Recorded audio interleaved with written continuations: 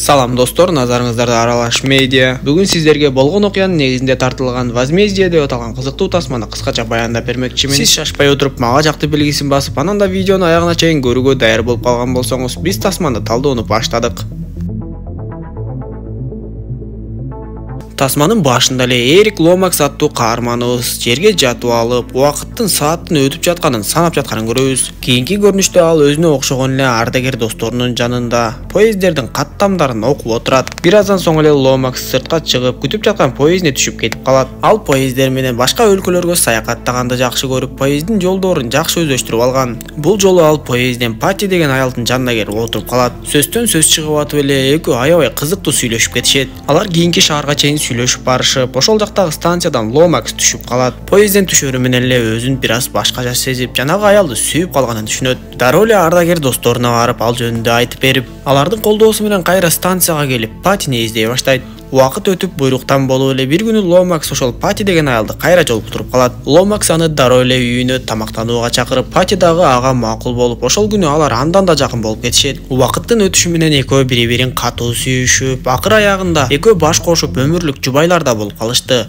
Күндөрдүн биринде Ломакс эрте менен ойгонсо эле, тетиги экинчи дүйнөлүк согуш мезгилиндеги окшоп кийинген япон жоокери анын маңдайында туруптур. Ал жоокер Ломаксты дароо эле сыртты көздөй алып чыгып жөнөйт. Имараттан чыгып, ал Ломаксты кайдадыр эле алып барып, бир кезде башка япон жоокерлери турган жерге келип калышат. Алар Ломаксты ошол жактагы имаратка кирип, андан ары бир караңгы бөлмөгө алып кирип бара жатышканда, Ломакс аларга "Мени ал жака алып барбагылачы" деп эле кыйкыра баштайт. Бирок жоокерлер болбой эле аны караңгы бөлмөгө ыргытып жиберишкенде, Ломакс мейманканадагы керебеттен жерге кулап түшүп эле кыйкырып ыйлай баштайт. Көрсө Ломакска өткөн жашоосу түшүнө кирип жаткан болот. Кийинки көрүнүштө биз ошол Ломакстын экинчи дүйнөлүк согуш мезгилиндеги жаш кезин көрөбүз. 1942-жыл катардагы байланышчы Ломакс башкаларга окшоп эле байланыш иштерин жүргүзүп жатат. Ал жерге майор келет да баардыгына кабар берип, азыркы жагдайга жараша биздин бөлүк япон аскерлеринин колуна, тагыраак айтканда туткунга түшүп бергенге аргасыз болуп калдык. Жашыруун болгон баардык нерселерди жок кылып салгыла деп айтат. Байланышчылар жертөлөөдөн сыртка чыккан кезде сыртта Британия аскердик базасын япон аскерлери басып алганын көрүшөт. Япондор ал жердеги желекти дароо алмаштырышат да бул жерге тездик менен ээлик кыла башташат. Туткунга түшкөн жоокерлердин баардыгын чиркөөлөрдүн жанына тизип жүктөй башташат. Ломакс жана башка байланышчылар баардыгын жок кылгыла дегенине карабай, рациянын кээ бир тетиктерин бөлүштүрүп алып алышкан эле. Көп өтпөй аларды дагы чиркөөгө жүктөп жөнөтүп жиберишет. Арадан канча деген жылдар өтүп кеткен болсо да, Ломакс өткөн ошол нерселерди такыр эле унута албай, ошол жакта болгон нерселерди эстесе эле жүрөгү сыгыла баштайт. Пати Ломакстын жүрөгүндө эмнелер болуп жаткандыгын билгенге аракет кылып көрөт, бирок Ломакс ага эч нерсе айтпай, жалгыздыктыгын асамап туруп алат. Пати Ломакстын китептеринин арасынан 1942-жылдагы япон аскерлеринин аеосуз мыкаачылыгы жөнүндөгү сүрөттөрүн көрөт. Убакыт өткөн сайын Ломакс басса турса деле, жанагы мыкаачы япон аскери көз алдында тартыла берчү болуп калды. Бир күнү анын үйүнө коммуналдык төлөмдөрдү алуу үчүн бир эркек адам келгенде, Ломакс аны япон аскери катары элестетип, бычак менен сайганга аракет кылып жибергенин да билебиз. Пати Ломакс менен эч эле бир тыңгылыктуу сүйлөшө албай, Ломакстын досу Финлиге барып, Ломакстын өткөн жашоосунда эмне болгондорун билгенге аракет кылат. Анда Финли Патиге кайра согуш учурун эске салып айтып бере баштайт. Жанагы чиркөөлөргө жүктөлгөн жоокерлер бир канча күн бою жол жүрүштү.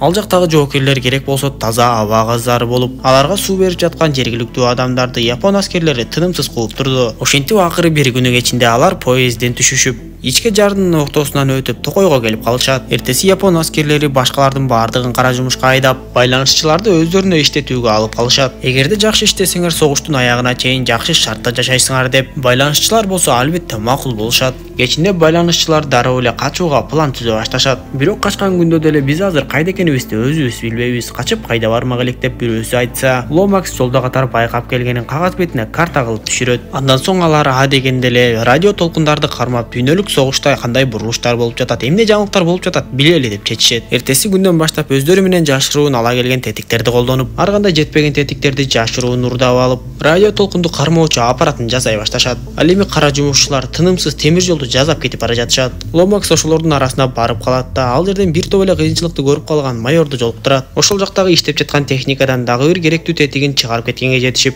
артка кайтып бара жатып, ал жердеги кароолчудан бул жаныбыздагы дарыя кайсы дарыя деп сураса, эч нерседен шектенбеген кароолчу Хвей Яй деп жооп берет. Ал дарыянын аты Ломакска картаны түзүү үчүн керек болчу. Ошентип Ломакс картанын дагы ар кандай жерлерин аныктай баштаганын көрөбүз. Ломакс ал картаны бамбуктун арасына жашырып коет. Ошентип алардын аппараты даяр дагы болуп калып, байланышчылар жалаң гана техникалар менен иштегендиктен токту алуу оңой болду. Алардын ою ишке ашып, чоң жүк ташуучу унаанын артында радио толкундарды кармап жаңылыктарды уга башташат. Жаңылыктарда СССР Сталинградты бошотуп, фашисттерди артты көзөй кууганы, немец аскерлери ар кайсы аймактардан чегинүүгө дуушар болуп жаткандарын угуп сүйүнүшөт. Мындай жаңылыкты албетте алар кара жумушчуларга да жашыруун айтып кабарлашат. Бирок алардын иши бат эле аягына чыгып, сыягы япон аскерлери алардын ишин билип калган окшойт. Япон аскерлери байланышчылардын жаткан жерлерин тинте баштап, аны көргөн Ломакс баягы картасын издеп бамбуктун арасына барып аны таппай калат. Көрсө кароолчу аны эбак эле таап алыптыр. Япон аскерлери жанагы алардын аппаратында таап алып, бул аппаратты ким жасады деп эле суракка ала башташат. Бирок эч кимиси жооп бербей жаткандыктан аларды ууртукмукка ала башташып, алардын бирин таптакыр эле тургуз кылып сабап ташташат. Ошол жерден Ломакс өзүнүн эр жүрөктүүлүгүн көрсөтүп, аппаратты мен жасагам деп өз мойнуна алып, бир кадам алдыга чыгып берет. Ломаксты дароо эле ошол жерден катуу ууртукмукка алышып, алгачкы 2 жума дегенде эле колдорунун бир топ жерлери сынып, өтө азапталып, бутуна тура албай калып жатты. Андан кийин япон офицери келип, Ломаксты шайтан арабага сүйрөтүп суракка алып кетет. Ошентип аны күн сайын алып кетип кыйнап, анын жолдоштору болсо Ломакска болушунча камкордук кылганга аракет кылышты. Мына ушулар жөнүндө Финли Патиге айтып берип, ал эми жанагы офицер азыр дагы эле тирүү экен. Анын аты Такаси Нагаси. Ал так ошол Ломаксты кыйнаган жерди музейге айландырып, экскурсия өткөрүп турат. Биз бул жөнүндө Ломакска айтышыбыз керек. Анткени ал өч алмайынча бул жашоону ушинтип уланда берет. Ал өзү эле кыйналбастан сени да кыйнап жатканын көрүп турам деп эски документтер менен кошо ага бычакты берет. Анда Пати көп ойлонуп, бул жөнүндө Ломакска айталы деп макулдугун берет. Анда Финли дароо эле Ломакска барат да баягы офицер Такаси Нагаси тирүү экенин жана башка нерселердин бардыгын айтып берет. Анын сөзүн уккан Ломакс, мен өткөнгө кайткым келбейт, мен өзүмдү жана жубайымды ойлоп андан ары жашашым керек десе, Финли Ломаксты ынандырганга аракет кылып, сен корккон нерсеңе тике барып, аны менен жолукмайынча, бул сенин мээңдеги нерселер өзүнөн өзү жоголуп кетпейт. Ал ар дайым сени менен жашайт жана сени ар дайым кыйноого салат деп айтат. Андан кийин Ломакс досу Финлини акырын узатып поездине салып жиберет. Поездге түшүп жатканда Финли Патиге,